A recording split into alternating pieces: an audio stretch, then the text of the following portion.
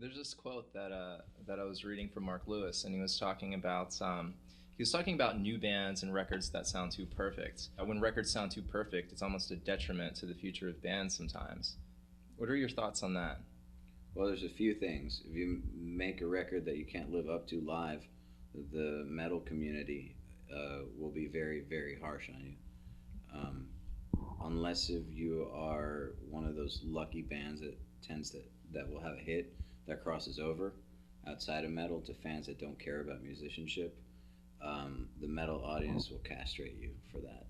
Like, you have to be able to represent your album live, and you can't do that. That's a problem. So there's that element to it, and also I just think that it sets a bit of an unrealistic standard to make a perfect record like that. It doesn't. It doesn't really. People think that it's pushing the envelope further of musicianship, but it's really not, because you get these bands that do these things that sound so perfect. It's like listening to video game music. This goes back to what I was just saying. You go see them live and it sounds like mush, and it takes away all legitimacy from it. So I don't think that I don't think it helps the genre or the bands at all to do that sort of thing. So does technology hurt the recording process, or does it help, or where is the medium? It just depends how you use it. It's like water can drown you or give you life. It doesn't. It's just a tool. For me, I guess the medium is when technology is used to fake something that should have been done manually. Then I don't like it. If it's used to just put a project together, used to mix something, record something, some basic editing. I mean, whatever, Mm-hmm. use it as a tool. But if it's and it's genre specific too, man. Because if you listen to electronica, that's music done on computer usually. So, and that's cool. But this is metal. This is meant to portray or express some sort of pretty primal aggression, and that's not a computerized thing. It's a human thing. So I just think it's in the hands of the user. Are you using it for something honest or not? That's basically where I draw the line. Well, when you think about records that you grew up listening to, metal records, and you compare that to metal records now, what records now have the potential to be timeless? Um, it's really, really hard to say. It really is. But I can think 10 years back, maybe. Okay. Blackwater Park, the first Slipknot record, um, maybe Blood Mountain by Mastodon, but I think Crack the Sky probably has a little bit more of that. I know I'm trying to come a little bit closer to 2010. I think maybe Mars to Sirius might have that quality to it. If you notice, I'm pointing out bands that all sound completely like themselves. They don't Mm-hmm. sound like anybody else whatsoever. I think that unique is unique, whether it was in 1980, 1990, or now. Only difference is that now we have the option of hearing about 25,000 more bands, but I'm sure that the ratio of an incredible band or a genius is about the same.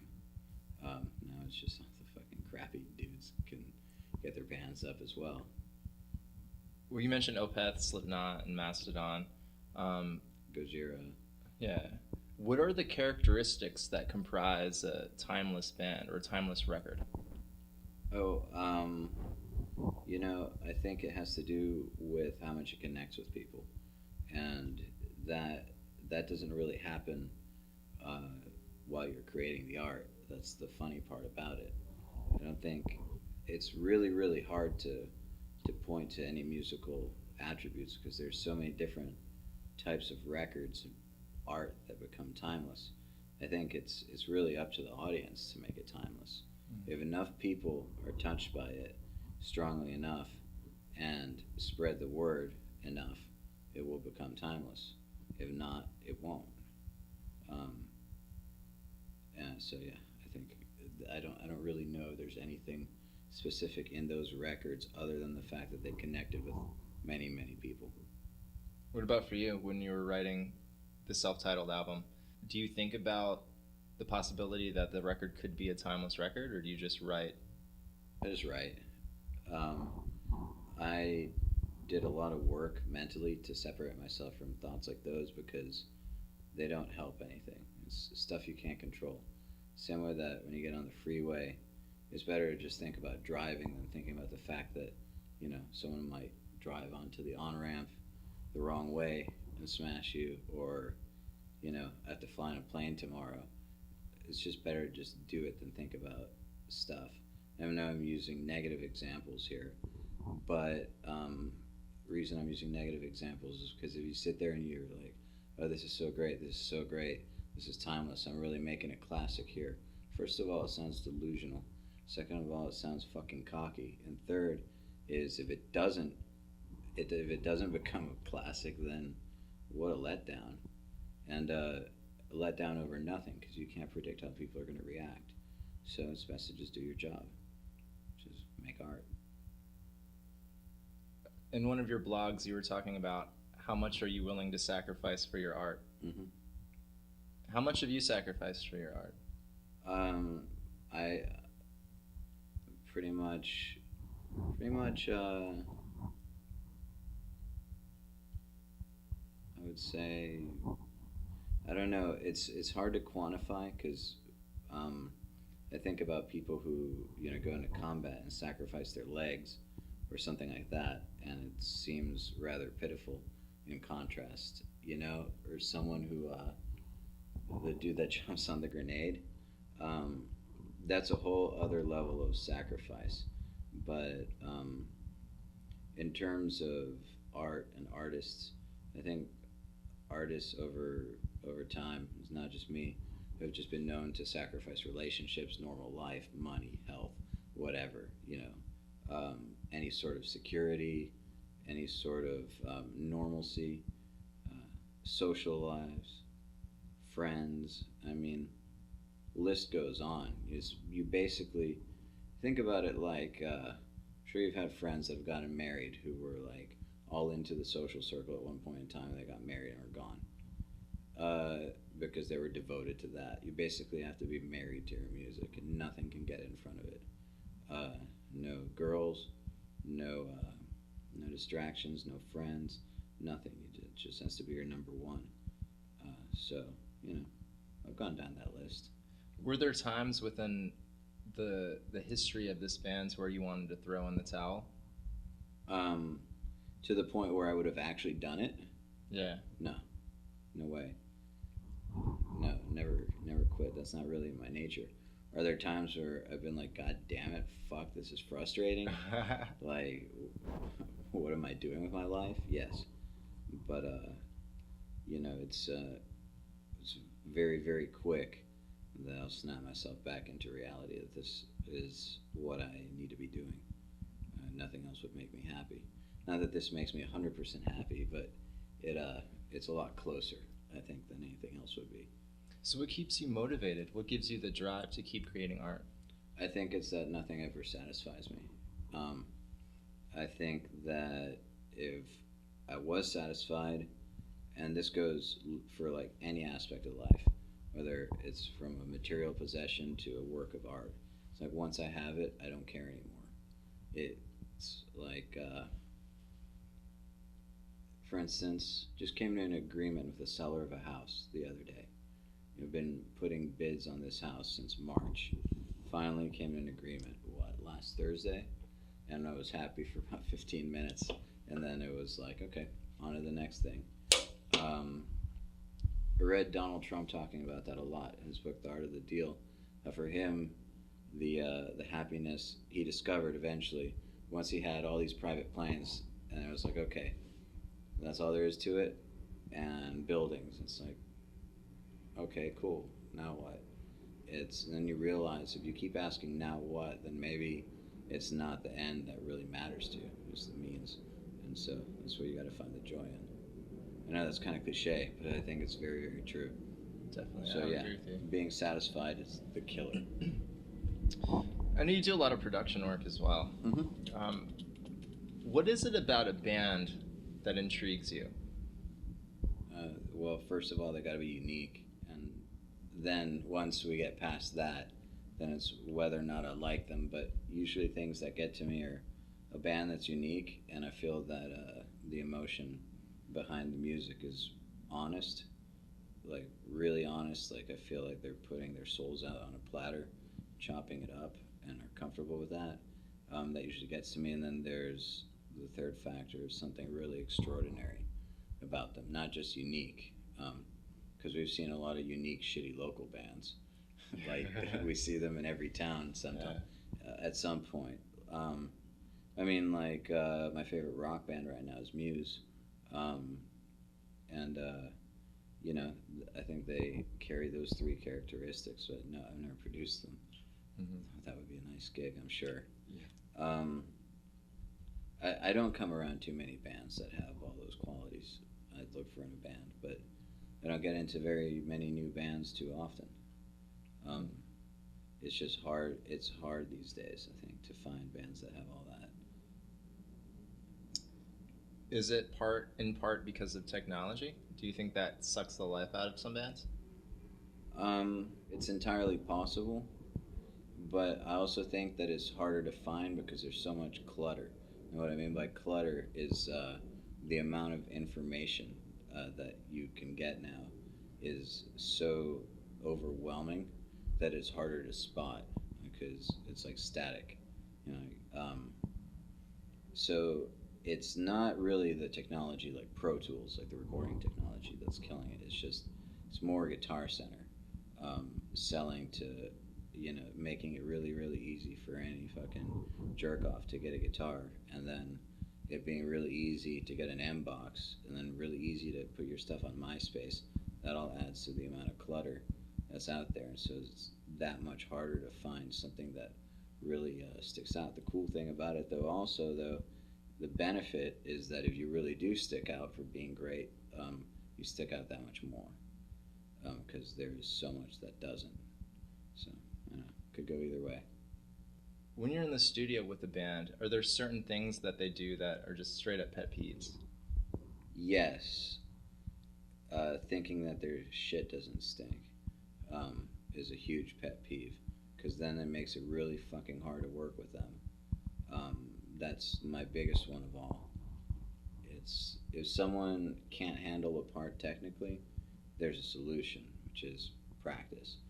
But if someone's head is in the wrong space, it's a lot harder to deal with that.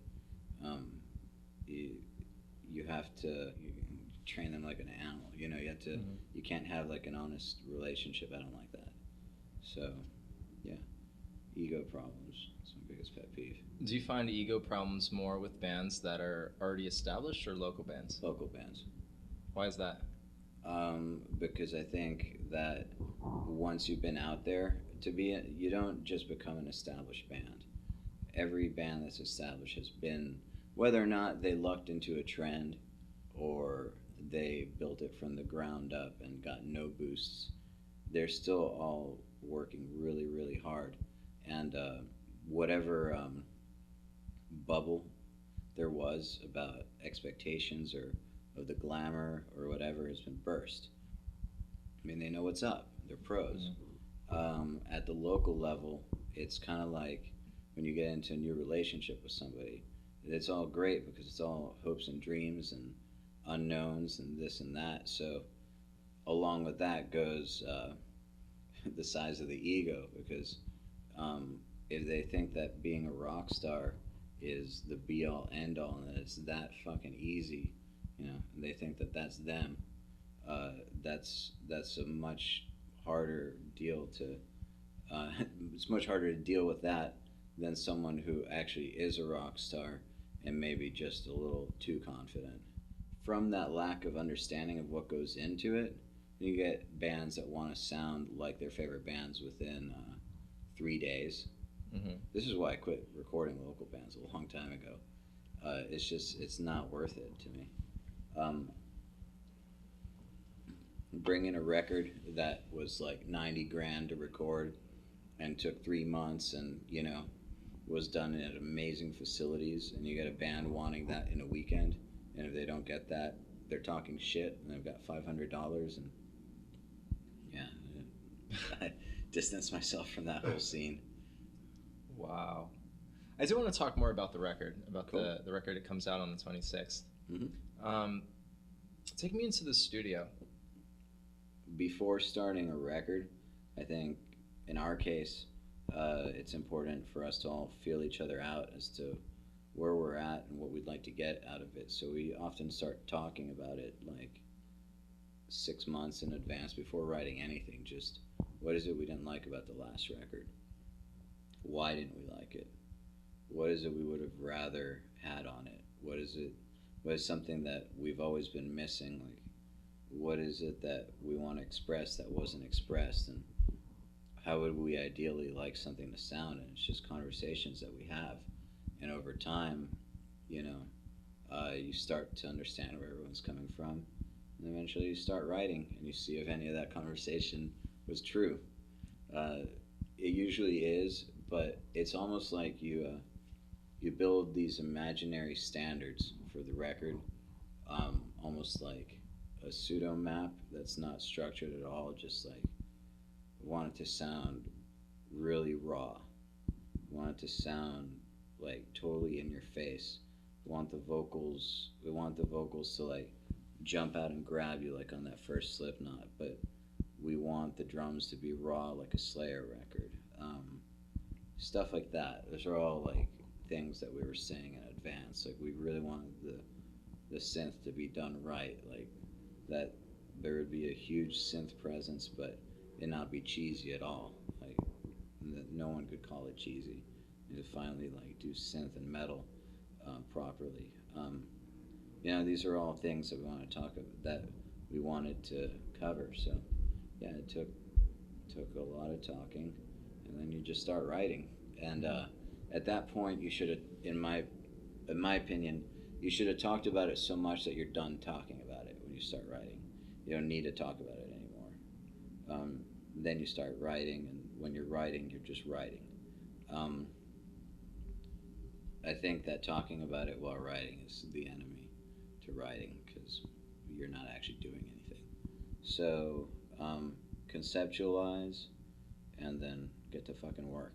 That's basically the deal. How does the writing process contrast from what you and Emil did with Avalanche of Worms? Well, Avalanche of Worms was basically done entirely on the fly.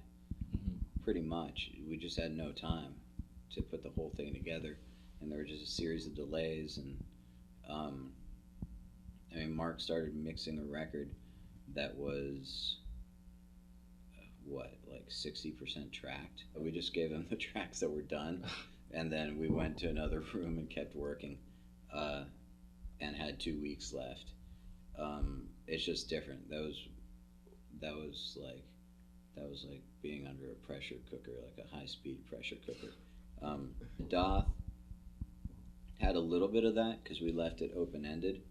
We chose to develop the songs in the studio rather than in advance. But with Dååth, we're actually writing songs, and a song is just as much craft as it is art. A song isn't just a free-flowing thing like the Avalanche of Worms stuff is, which there's a lot more stream of consciousness involved there. And a song needs to be like its own little entity where every single part of it works with every single other part. Even if you don't know why it works, it still works. And so that just takes a lot more time. And so we worked to get the songs, the structures, all to that point where we felt like every piece of every song was working with every other piece of every other song. And then once we had that, then we just built from the ground